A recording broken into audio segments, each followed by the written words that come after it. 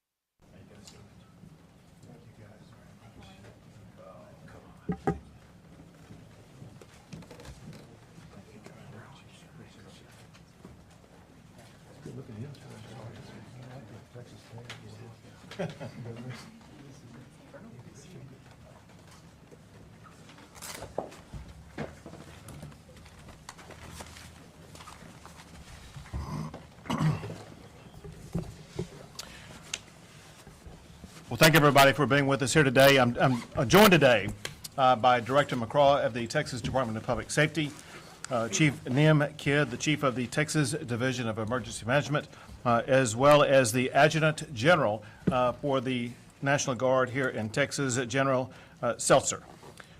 We just concluded a meeting in another region along the border where we met with more than 24 local officials who represent either cities or counties on the border. And I got to tell you, they are angry and upset about all of the catastrophes caused by the Biden open border policies, and they are urgently asking for action, obviously from the state of Texas, but they know that it's the Biden administration that caused this open border problem, and they expect the Biden administration to step up and respond and to fix the open border problem that they caused. So the Biden administration's open border policies have led to a record number of illegal immigrants crossing the border into the United States. Barack Obama's own Secretary of Homeland Security said that by any measure, having 100,000 people cross the border in 1 month would be a crisis. Now, the Department of Homeland Security is saying that with the end of the Title 42 expulsions beginning in May, the federal government is planning for up to 18,000 illegal immigrants crossing per day.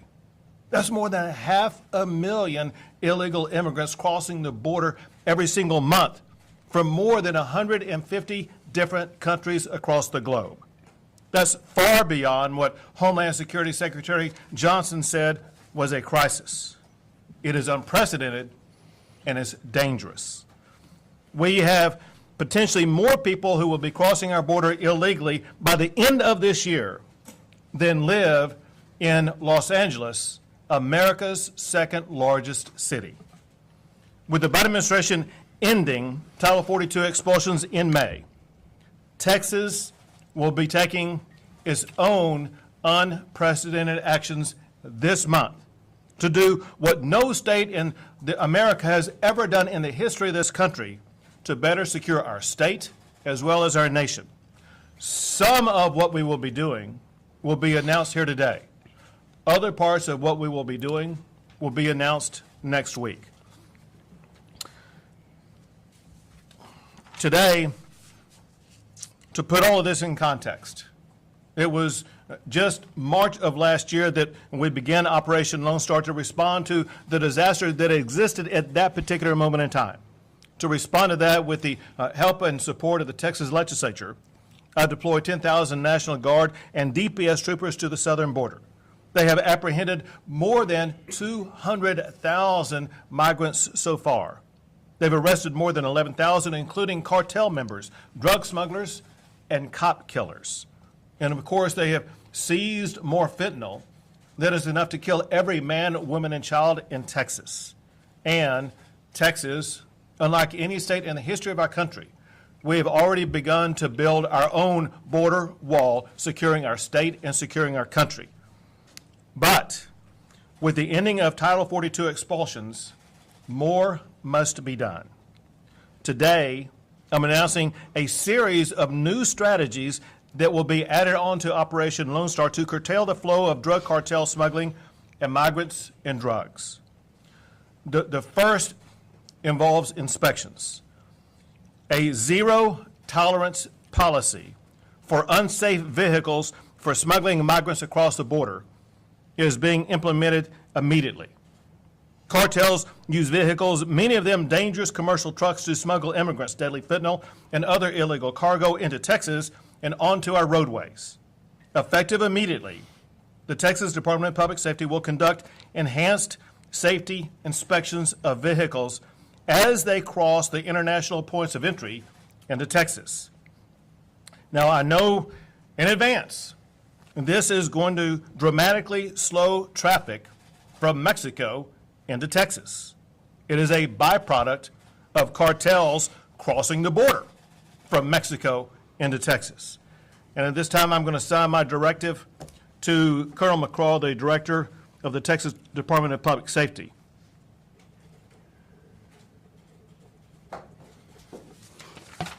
To get that project underway immediately for the zero tolerance and the inspections that will be taking place. Second, to help local officials whose communities are being overwhelmed by hordes of illegal immigrants who are being dropped off by the Biden administration.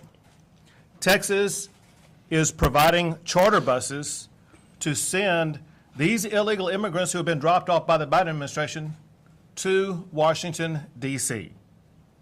We are sending them to the United States Capitol, where the Biden administration will be able to more immediately address the needs of the people that they are allowing to come across our border. To get that going, I'm going to send a letter to Chief Nim Kidd with the Texas Division of Emergency Management, who will be in charge of this operation.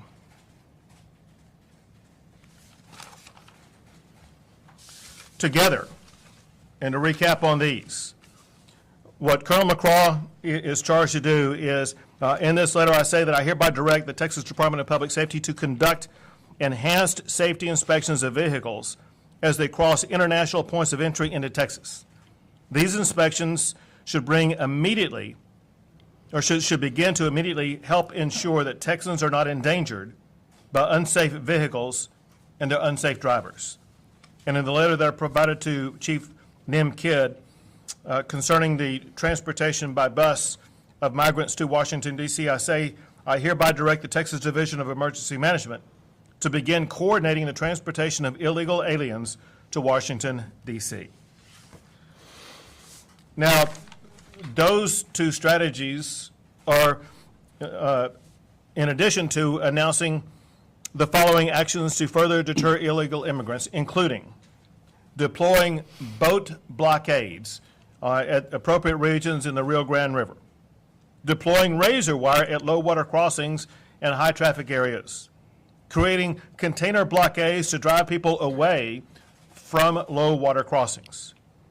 And additionally, the National Guard will begin its first phase of mass migration rehearsals tomorrow to begin the preparation for what we are anticipating to be a potential mass influx of people coming across the border. All troopers and specially trained National Guard will be equipped with riot gear in case of potential caravan violence, like what we have all seen occur in Mexico as the caravans were making their way toward the United States. And then on top of that, the border region is going to be lit during night in prominent smuggling areas to make it far easier to detect any activity that is taking place. Now, as I said before, this is stage one of a two-part process, at least two-part process. There will be more announcements that will come next week. Over the course between today and next week, Texas will continue to evaluate the threats that are posed by the Biden administration's open border policies and announce additional actions next week to respond to these unprecedented illegal border crossings. At this time, I will turn it over to Director Steve McCraw of the Texas Department of Public Safety. Oh, thank you, Governor. Well, Governor, we're going to be in operations at your direction at 4 p.m. today. Excellent. We've got 28 roadway locations that cross into Texas, and we're prepared to launch operations. Thank you. Right. Commercial vehicles, trucking industry is vital to our economy, and it's vital to our way of life. And the majority of operators and owners comply with regulations that relates to safety regulations. And that's vitally important because of their impact on Texas roadways and impact on Texas lives. The cartels could care less about that. They don't care about lives. They don't care about how many people they poison. They don't care how many people they kill. They care not. And they're not afraid of violating, and they have and will continue to do so, motor vehicle carrier laws, commercial vehicle enforcement laws. And we've seen it most recently, and in fact, it's been increasing, Governor, the amount of smuggling we've seen, the use of commercial vehicles that have come over, 62 people crammed into a tanker, or another 82 into a truck along those lines. And obviously, the vehicles are unsafe themselves, but they're even more unsafe because they're carrying people at the time. And the cartels have made it very clear to these drivers, you don't give up to the police. You immediately try to flee from the police. You get these things called bailouts, where the driver leaves, and and the vehicle continues on. It risks the lives of not only the people that are on board, but also the community. And these continue to happen. Now, in Texas, we have over 285,000 registered commercial vehicles. And Customs and Border Protection reports that they receive across those 28 roadways we talked about, 4.8 million commercial vehicles a year that enter Texas. That's an important point to note because as we've been informed by our DHS counterparts, they're projecting that these numbers are going to vastly increase. That of course, as a result of that, the elimination of Title 42, they're expecting numbers that are so high that they, and we're already at the record high for Texas history right now in terms of apprehensions. And in anticipation of that, we expect the cartels to do as they've done before when Border Patrol is taken off the line, is fully exploit that, including not between the ports of entry, but at the ports of entry, Governor. So here's an opportunity, based on your leadership, to be proactive, to do what we can to deter, unsafe commercial vehicles onto our roadways. And as we've mentioned, we began operations at 4 p.m. today. Thank you. One of the concerns that was raised today by local officials is a concern that we've heard repeatedly, and that's the concern that Colonel McCraw raised about bailouts. This will address those bailouts. So it will not completely solve them, but it should go to reduce the number of bailouts that we are experiencing here in the Lone Star State. Next is the Adjutant General, General Selzer. Thank you, Governor. As you've alluded to, due to the impending elimination of Title 42, the Texas Military Department, in collaboration with our partners at DPS, will be conducting mass migration response rehearsals at multiple locations along the Texas southern border. These iterative rehearsals will commence tomorrow in 5 locations and continue well into May. We will practice employing maritime, engineering, and civil disturbance capabilities along varied avenues of approach to Texas. For the maritime portion of this, as the Governor said, we are employing boats with DPS and Texas Parks and Wildlife to form a blockade on the river to keep people from crossing into Texas. For engineering capabilities, we'll be prepared to hastily put out concertina wire and produce concertina holding areas for anybody who should decide to attempt to cross into Texas.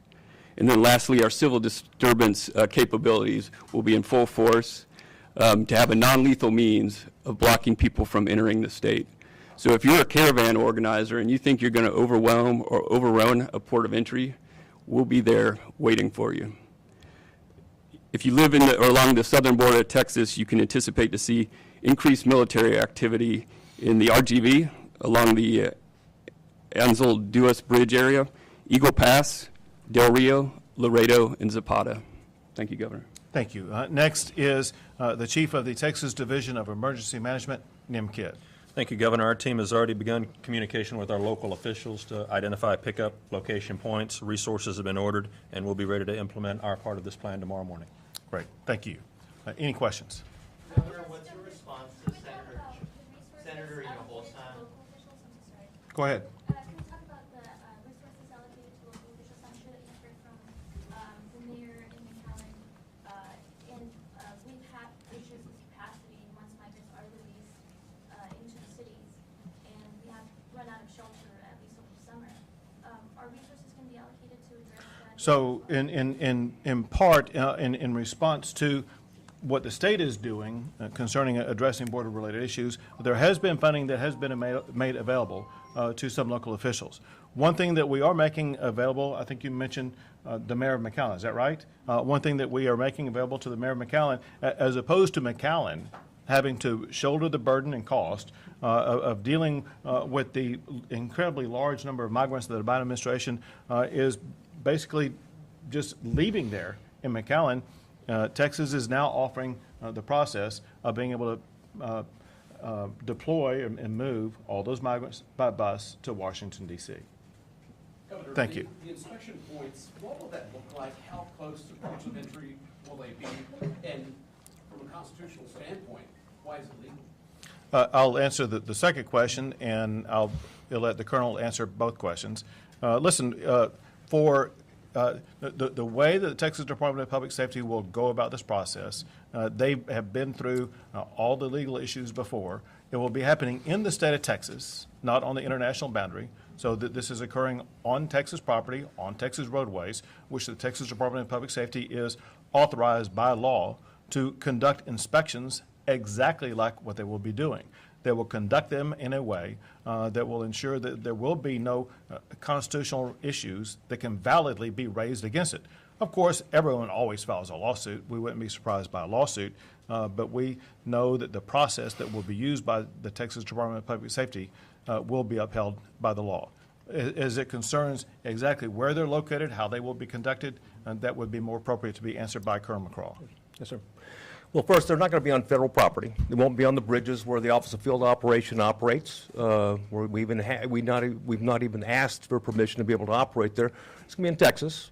And we already do this at these bridges anyway. We conduct safety checks. So we're really expanding it. And although we only do a small percentage right now, it's very important, especially in lieu of how many is coming across, how many came across in 2021, and the activity that we're seeing and how they're used for smuggling. But importantly, not just smuggling, because the purpose of a safety inspection is just that. It's the safety of that vehicle and the safety of that driver. So it's our job, when we talk about commercial vehicle enforcement, is to ensure that every commercial vehicle that comes across an international bridge and onto Texas roadways is safe, and the driver is safe as well. If it's not, we'll put them out of service. As far as the notification, how will that happen from DPS to the truckers?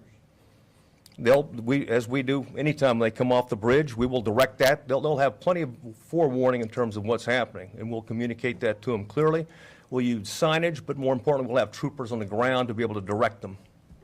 Is this going to be every vehicle coming into the state of Texas?